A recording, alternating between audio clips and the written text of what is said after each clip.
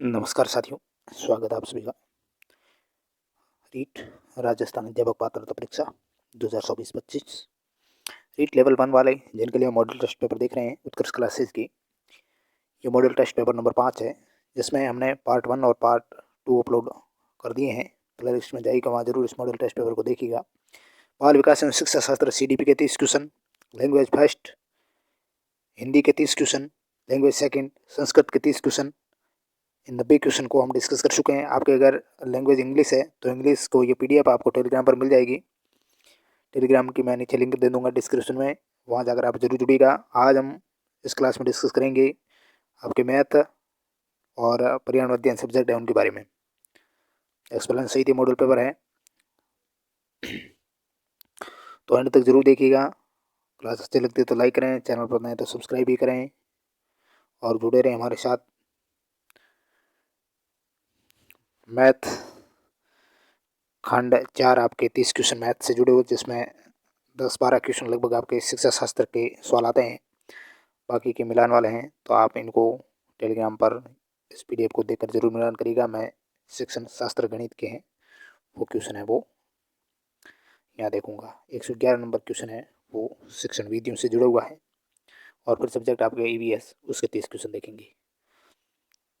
चलिए, question number 111, प्राथमिक समअंक संग्रहण की विधियों में सम्मिलित है।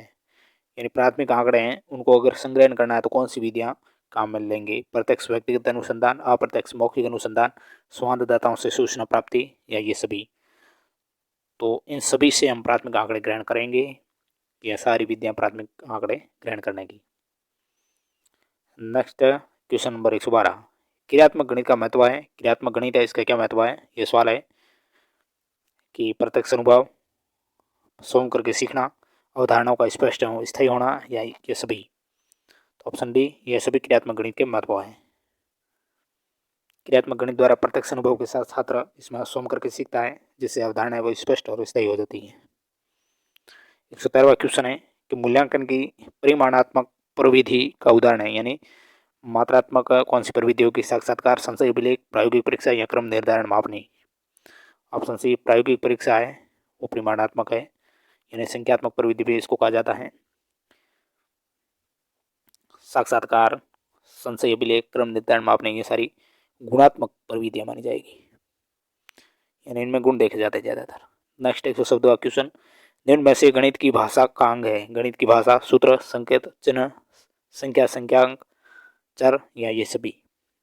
तो ये सभी गणित की भाषा मानी जाएगी। 115वां सवाल है कि गणित शिक्षण में त्रुटियों के विश्लेषण हेतु अपेक्षित अधिकतम सफलता किसकी दक्षता पर निर्भर करती है? शिक्षक की दक्षता पर, अभिभावक की दक्षता पर, छात्र की दक्षता पर, या प्रधानाध्यापक की दक्षता पर? ऑप्शन ए, शिक्षक की दक्षता पर। गणित शिक्षण में कोई त्रुटियां उसके विश्लेषण हेतु जो अधिकतम सफलता प्राप्त करनी, तो वो शिक्षक की दक्षता होगी, तभी होगी, त्रुटियां दूर हो जाएगी। नेक्स्ट 116वां क्वेश्चन, गणित की प्रकृति और संरचना में निम्न विशेषता पाई जाती है। यानी गणित की प्रकृति और संरचना की विशेषताएं कौन सी है? गणित व्यवहारिक जीवन में अत्यधिक महत्वपूर्ण है, ये विशेषता है किसमें? गणित की प्रकृति और संरचना की। नेक्स्ट 117वां क्वेश्चन है कि गणित शिक्षण में कौशलात्मक उद्देश्य के विशिष्टीकरण का उदाहरण कौन सा है? गणना करना, गणितीय आकृतियां बनाना, निष्कर्ष निकालना, या चिंतन करना? ऑप्शन बी, गणितीय आकृतियां बनाना। ये कौशलात्मक उद्देश्य के अंतर्गत आएगा, यानी कौशल कुछ सीख रहा, आकृति बना रहे तो वो कौशल सीखा है। नेक्स्ट 118वां क्वेश्चन है कि गणित में संख्यात्मक निष्कर्ष निकाले जाते हैं अवलोकन के आधार पर, संख्यात्मक सूचनाओं के आधार पर, केवल पूर्व ज्ञान के आधार पर, या केवल तथ्यों के आधार पर? संख्यात्मक निष्कर्ष है वो किस प्रकार निकलेंगे? संख्यात्मक सूचनाओं के आधार पर। नेक्स्ट 119वां क्वेश्चन है, गणित शिक्षण की उपयुक्त विधि कौन सी है? व्याख्यान विधि, प्रदर्शन विधि, आगमन निगमन विधि, ये सभी? ऑप्शन सी, आगमन निगमन विधि है गणित शिक्षण की सबसे उपयुक्त विधि मानी जाएगी। आगमन विधि में अनुभव यानी उदाहरण वगैरह उसका अध्ययन करके फिर नियम बनाएंगे, और फिर निगमन विधि है जो आगमन विधि के विपरीत है, इसमें निगमन तर्क का प्रयोग होगा। फिर 120वां क्वेश्चन है, निम्न में से कौन सा सर्वदृश्य सामग्री के उपयोग हेतु सही उद्देश्य नहीं है? यानी सर्वदृश्य सामग्री का सही उद्देश्य कौन सा नहीं है? विद्यार्थियों के सीखने की गति में सुधार करना, ये तो उद्देश्य है। विद्यार्थियों को आर्थिक क्रियाशील, अधिक क्रियाशील बनाना, अधिगमकर्ता को निरीक्षण शक्ति का विकास करना, यह है। विद्यार्थियों को सूचनाएं प्रदान करना, वो सर्वदृश्य सामग्री का उद्देश्य नहीं है। तो ये थे 10 क्वेश्चन आपके गणित के शिक्षा शास्त्र से जुड़े हुए। अब आपके खंड 5 है जो पर्यावरण अध्ययन सब्जेक्ट से जुड़े हुए 30 क्वेश्चन। पहला क्वेश्चन है सुमेलित करना है, यानी ये कहाँ है, हाईटेक प्रिसीजन कहाँ है, सेमकोर ग्लास कहाँ है, सिरेमिक जोन कहाँ है, सेंट गोबेन ग्लास कहाँ है। अगली बार आपके राजस्थान जी के भी जुड़ा है पर्यावरण अध्ययन में, तो ये आपको ज्ञात करना पड़ेगा।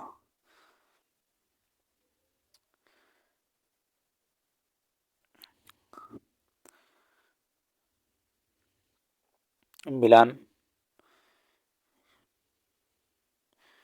इधर रह गया, तो सही कौन सा इनमें से, पहले मैं देख लेता हूँ, सामने वाले सही होंगे। यानी हाईटेक प्रिसीजन जबलपुर में ग्लास फैक्ट्री है, और सेमकोर ये कोटा की फैक्ट्री है, सिरेमिक अलवर में है, और सेंट गोबेन ग्लास भी अलवर इंडिया में है। सेंट गोबेन ग्लास इंडिया जो भारत का सबसे बड़ा और विश्व का आधुनिकतम यह संयंत्र है। इसके अलावा सिरेमिक जोन अलवर का पहला ये सिरेमिक जोन है। नेक्स्ट क्वेश्चन 122, ओडोंटोलॉजी निम्न में से किसका अध्ययन है, दांतों का। ऑप्शन डी होगा इसका करेक्ट। ऑस्टियोलॉजी हड्डियों का अध्ययन होता है, हिमेटोलॉजी रक्त का अध्ययन होता है, न्यूरोलॉजी तंत्रिका विज्ञान, कार्डियोलॉजी हृदय का अध्ययन होता है, ऑन्कोलॉजी वो कैंसर का अध्ययन करता है। 123वां क्वेश्चन है मानव शरीर में ऊतकों का निर्माण किससे होता है, प्रोटीन से, वसा से, कार्बोहाइड्रेट से, खनिज लवण से। बहुत अच्छा सवाल है। ऑप्शन ए प्रोटीन से होता है, ऊतकों का निर्माण प्रोटीन करता है। सर्वाधिक प्रोटीन सोयाबीन में पाया जाता है। कार्बोहाइड्रेट मानव शरीर में ऊर्जा का काम करता है।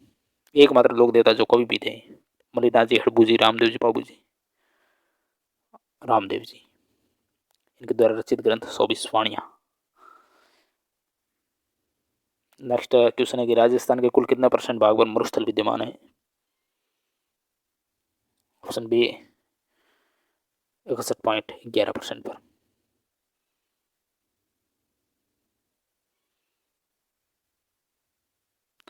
नेक्स्ट क्वेश्चन है 126, भारत में नीलगिरी की पहाड़ियों में निवास करने वाली जाति के निवास स्थान यानी घर को क्या कहते हैं। जो नीलगिरी की पहाड़ियों में निवास करने वाली जाति है उनके घरों को क्या कहते हैं। हर्ष। ऑप्शन डी यूर्त है जो खिरकिस जाति है वो उनके आवास है ग्रीष्मकालीन। खातौम और ओराक है वह संताल जनजाति के आवास गृह माना जाते हैं। और खैमा से अरब सहारा के जो बदू जाति है उसके लोगों के तंबुनुमा घर खैमास। राकेश शर्मा किस यान द्वारा अंतरिक्ष में गए थे। अच्छा सवाल। सोयूज T11 2 अप्रैल 1984 को ये अंतरिक्ष में जाने वाले भारत के पहले अंतरिक्ष यात्री थे। कब गए थे, 1984 को। निम्न में से कौन सा त्यौहार चैत्र मास में नहीं आता। चैत्र मास में कौन सा त्यौहार नहीं आता, बुद्ध पूर्णिमा। ये वैशाख माह की पूर्णिमा को मनाई जाती है। चेटी चंड है वो चैत्र शुक्ल द्वितीया को है, रामनवमी चैत्र शुक्ल नवमी को है, और गणगौर है वो चैत्र शुक्ल तृतीया को। नेक्स्ट 129 क्वेश्चन है सौरमंडल का दूसरा सबसे बड़ा ग्रह कौन सा है। सौरमंडल का दूसरा सबसे बड़ा ग्रह शनि। इसका सबसे बड़ा उपग्रह टाइटन है। शनि का उपग्रहों की संख्या 82 है। शनि को काला ग्रह, वलयुक्त ग्रह, हाइड्रोजन में हीलियम की उपस्थिति के कारण वलयुक्त ग्रह भी इसको कहा जाता है। सबसे बड़ा ग्रह है वो बृहस्पति है। नेक्स्ट 130वां क्वेश्चन, राष्ट्रगान के संदर्भ में कौन सा कथन सही नहीं है। हमारा राष्ट्रगान है वो जनगण मन रविंद्रनाथ टैगोर द्वारा रचित है। राष्ट्रगान की रचना मूल रूप से बंगाल भाषा में की गई थी। सर्वप्रथम राष्ट्रगान को 27 दिसंबर 1911 को भारतीय राष्ट्रीय कांग्रेस के कलकत्ता अधिवेशन में गाया गया था। संविधान सभा ने राष्ट्रगान के रूप में 24 जनवरी 1948 को अपनाया, तो यही सही नहीं है। 1950 को अपनाया था, 24 जनवरी 1950। बाकी के ऊपर वाले सभी सत्य कथन। बहुत अच्छा ये क्वेश्चन। गढ़सीसर कहाँ स्थित है। गढ़सीसर जैसलमेर में, बीकानेर, चूरू, धौलपुर। गढ़सीसर है जैसलमेर की झील है। सूती वस्त्र उद्योग के लिए सर्वाधिक कच्चा माल राजस्थान के कौन से जिलों से प्राप्त किया जाता है। सूती वस्त्र उद्योग हेतु सर्वाधिक कच्चा माल राजस्थान के कौन से जिलों से मिलेगा। गंगानगर और हनुमानगढ़ से, क्योंकि कपास का सर्वाधिक उत्पादन यही होता है सूती वस्त्र मिल जो राजस्थान का प्राचीनतम उद्योग भी माना जाता है। 1889 में कृष्णा मिल जो प्रथम सूती वस्त्र मिल मानी जाती है, ब्यावर अजमेर वाली। सार्वजनिक क्षेत्र की पहली मिल की बात करें तो एडवर्स मिल जो ब्यावर की है। नेक्स्ट 133वां क्वेश्चन, कजली तीज जिसे सातुड़ी तीज भी कहते हैं किस माह में ये मनाई जाती है? चैत्र में, सावन में, भाद्रपद में, आषाढ़ में? ऑप्शन सी भाद्रपद महीने में मनाई जाती है कजली तीज। भाद्रपद कृष्ण तृतीया को बूंदी की कजली तीज की सवारी प्रसिद्ध है, ये ध्यान रखना। नेक्स्ट, यूनेस्को की विश्व विरासत सूची में शामिल दुर्ग नहीं है, कौन सा? मेहरानगढ़ है, वो शामिल नहीं है। वर्ष 2013 में राजस्थान के जो 6 पहाड़ी किले हैं उनको विश्व विरासत सूची में यूनेस्को द्वारा शामिल किया गया, जिसमें चीकू, गजराम, ये ट्रिक है याद रखना, चित्तौड़गढ़, कुंभलगढ़, कागरोन दुर्ग, जैसलमेर दुर्ग या सोनारगढ़ और आमेर दुर्ग, रणथंभौर दुर्ग। निम्न में से गलत कथन है इसमें से कौन सा है? ऊंचाई के साथ वायुदा बढ़ता है, सही है। ऊंचाई के साथ तापमान कम होता है, ये भी सही है। ऊंचाई के साथ ऑक्सीजन कम होती है, ये भी सही। ऊंचाई के साथ सौर विकिरण बढ़ती है, ये सही नहीं है। Option D. दहेज मांगना या दहेज की मांग करना दहेज प्रतिषेध अधिनियम की किस धारा में दंडनीय अपराध है? दहेज प्रतिषेध अधिनियम 1961 राजस्थान में आया था। ऑप्शन बी धारा 4 में ही है, दंडनीय अपराध धारा 4 में है, दहेज मांगना या दहेज की मांग करना। दहेज निषेध अधिनियम 1961 को धारा 2 में परिभाषा है, धारा 3 में दहेज लेना व देना, धारा 4 में दहेज मांगना, धारा 5 में दहेज लेने व देने का करार। Next question 137। उत्तरी अमेरिका के अलास्का के माउंट मैंग किले पर चढ़ने वाली प्रथम भारतीय महिला, यह बहुत अच्छा सवाल है, प्रेमलता अग्रवाल। यह पर्वतारोहण अभियान से जुड़ने वाली सबसे अधिक उम्र की यानी 48 वर्ष की है। विश्व का सबसे प्रदूषित शहर कौन सा है इनमें से? विश्व का सबसे प्रसिद्ध प्रदूषित भिवाड़ी अलवर है जो विश्व का सबसे अधिक प्रदूषित है। सेकंड स्थान पर गाजियाबाद है।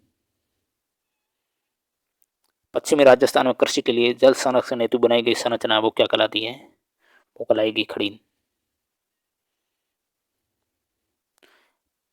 पके हुए काचरे को सीधे काटकर बनाई जाने वाली सब्जी क्या कहलाती है? कोकला। अब शिक्षा शास्त्र पर्यावरण शिक्षण विधियों से सवाल। व्यवहार के कारण व्यवहार में आया कोई भी परिवर्तन अधिगम है, ये परिभाषा किसके द्वारा दी गई? ये परिभाषा है गिलफोर्ड की। व्यवहार के कारण व्यवहार में आया परिवर्तन गिलफोर्ड का कथन है। सम्मिलित करना प्रयोग करता है, प्रयोग का विषय है, यानी प्रयोगकर्ता थॉर्नडाइक ने किस पर प्रयोग किया था? बिल्ली पर, और स्किनर ने चूहे पर, पावलोव ने कुत्ते पर, वाटसन ने खरगोश पर। नेक्स्ट क्वेश्चन है क्वेश्चन नंबर 143। शिक्षण विधि व परविधि के संदर्भ में असत्य कथन कौन सा है इसमें से? विधि का प्रत्यक्ष व परविधि का अप्रत्यक्ष संबंध शिक्षण उद्देश्य से होता है, बिल्कुल सही। विधि में कैसे और परविधि में किसके साथ पर बल दिया जाता है? विधि परंपरागत मानव संगठन सिद्धांत पर और परविधि आधुनिक मानव संगठन सिद्धांत पर आधारित है। विधि तकनीक तथा परविधि तरीके पर आधारित होती है, ये सही नहीं है। Option D. शिक्षण में विधि का अर्थ होता तरीका और परविधि का अर्थ क्या होता है? शिक्षण विधि में तकनीकी को प्रयोग में लाना, वो परविधि होगी। तकनीक को प्रयोग, विधि तकनीक नहीं होती, परविधि तकनीक होती है, ये उल्टा है। विधि है वो तरीके पर आधारित होती है। Next question 144। एनसीएफ 2005 के जो सूत्र है शिक्षा बिना बोझ के को किसके अनुशंसा पर अपनाया गया? वेरी वेरी इंपॉर्टेंट क्वेश्चन, ये एग्जाम आ चुका। माध्यमिक शिक्षा बोर्ड, कोठारी आयोग, प्रोफेसर यशपाल समिति की या बलवंत राय मेहता समिति? ऑप्शन सी प्रोफेसर यशपाल समिति के अनुशंसा पर अपनाया था।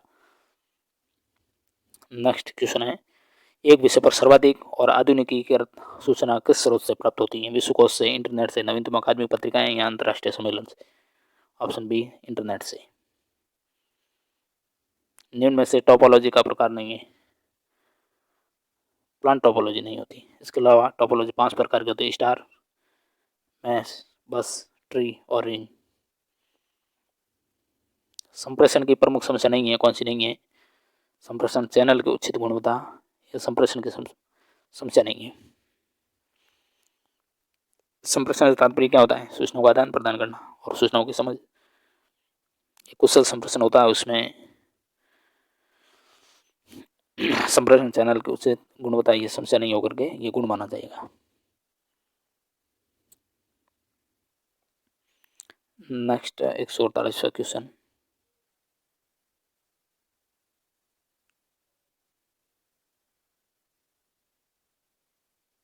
निम्न में से प्रक्षेपित सहायक सामग्री का उदाहरण कौन सा है? चार्ट, रंगीन स्लाइड, डिस्प्ले बोर्ड या रंगीन चौक? रंगीन स्लाइड है वो प्रक्षेपित सहायक सामग्री है। नेक्स्ट 149 क्वेश्चन, निदानात्मक परीक्षण से संबंधित असत्य कथन कौन सा है? उपलब्धि परीक्षण के बाद कमजोर छात्रों के लिए निदानात्मक परीक्षण होता है, यह सत्य कथन है। इस परीक्षण द्वारा विद्यार्थियों की गलतियों या त्रुटियों का पता लगाया जाता है, बिल्कुल सही है। निदानात्मक परीक्षण में प्रश्नों को अधिगम क्रम में व्यवस्थित किया जाता है, ये भी सही है। प्रत्येक अधिगम इकाई के लिए अलग से निदानात्मक परीक्षण का निर्माण नहीं किया जाता, निर्माण किया जाता है क्योंकि कमजोरी दूर करनी, इसलिए असत्य कथन हो गया। 150वां और अंतिम क्वेश्चन इस मॉडल टेस्ट पेपर का, प्रणाली उपागम या विश्लेषण मुख्यतः किस पर आधारित है? गणित पर, पर्यावरण अध्ययन पर, हिंदी या अंग्रेजी? ये गणित पर है। प्रणाली उपागम विश्लेषण उपागम गणित पर आधारित है। इस तकनीक में शैक्षिक प्रशासन और प्रबंध को एक वैज्ञानिक और संख्यात्मक उपागम प्रदान किया जाता है। तो ये model test paper number 5 practice set paper आपके 5 उत्कृष्ट क्लासेस का संपूर्ण हो गया। नेक्स्ट अपना होगा model test paper number 6। Class कैसी लगी जरूर लाइक करें, चैनल पर नया तो सब्सक्राइब करें, और इसकी आपको PDF आंसर सहित अपने टेलीग्राम पर मिल जाएगी। मैं नीचे टेलीग्राम का डिस्क्रिप्शन लिंक दे दूंगा, वहाँ जाकर आप जरूर जुड़िएगा। Thank you very much.